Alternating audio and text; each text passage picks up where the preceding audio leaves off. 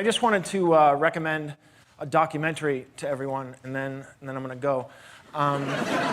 It's about the men and one woman who abbreviated all 50 states down to 2 letters.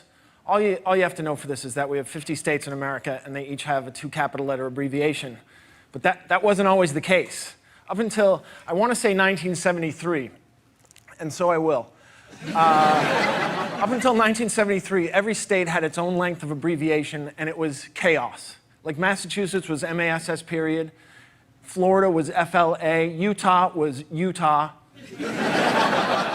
They just dropped the H, not much of an abbreviation. But then the post office said, no, every state has to have a 2 capital letter abbreviation, and so they convened a crack squad of abbreviators. They assembled a ragtag outfit of rogues, misfits, and ne'er-do-wells. How often do well? Ne'er. They ne'er did well. And they were charged with abbreviating all 50 states down to 2 letters. Now, I read this description to the documentary, and much like you, thought to myself, how are they going to make a 98-minute documentary about a task that couldn't have taken more than 6 minutes to complete? Boy, was I wrong. It was an adventure. Ups and downs, ins and outs, friends became enemies, enemies became friends. They started off, they thought it was going to be easy because Alabama lulled them into a false sense of security. They said, Alabama, AL, this is easy. We're going to finish before they stop serving breakfast in the hotel restaurant. And the boss said, guys, if we finish before they stop serving breakfast, breakfast is on me. And then one guy said, oh, I hope they have an omelet station. Just for context, the omelet station had just been invented, and it was sweeping the nation.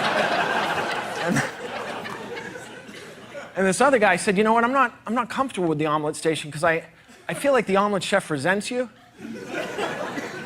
Like, he didn't want to be the omelet chef. Nobody dreams of being an omelet chef. He wanted to be the chef. And now instead of giving the orders, he's taking the orders from your stupid wife and your ugly kids. And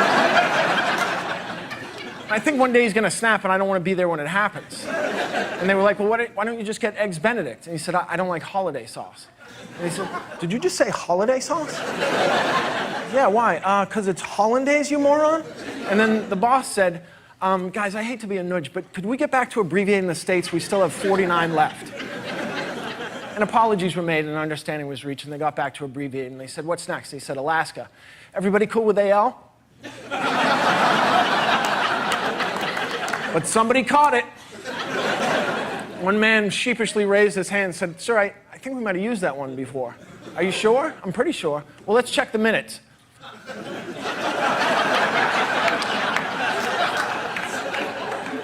Dottie, read the minutes back to us, hon.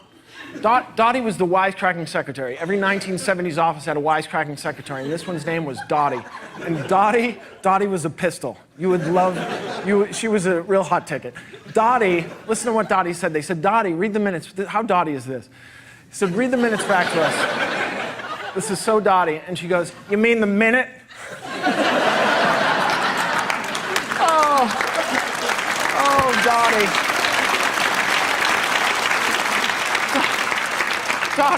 Dottie, what are we going to do with you? Now read the minutes back to us, you randy minx. And she said, it's hollandaise, you moron. Et tu, Dottie. How do you know Shakespeare? You don't know hollandaise. That's a paradox.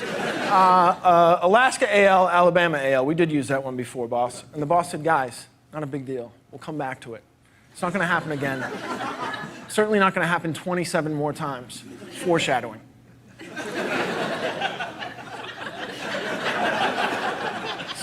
So what's next? Arizona, AI. There we go. We're back on track. Next, Arkansas.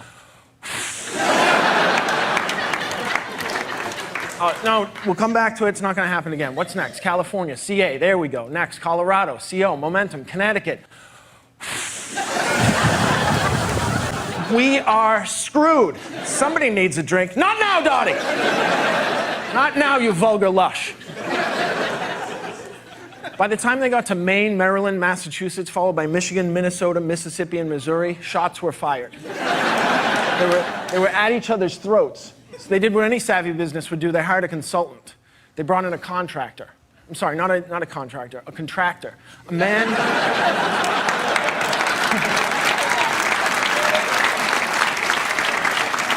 a man who made words smaller by combining them or apostrophizing them. And this guy was the best. He was a legend within that world. Like, you wouldn't know his name, but you know his work. Like, he wrote such timeless classics as O'Clock. Many years ago, people would say it's 9 of the clock, it's 10 of the clock. This visionary said we don't need the I can do that with a sky comma.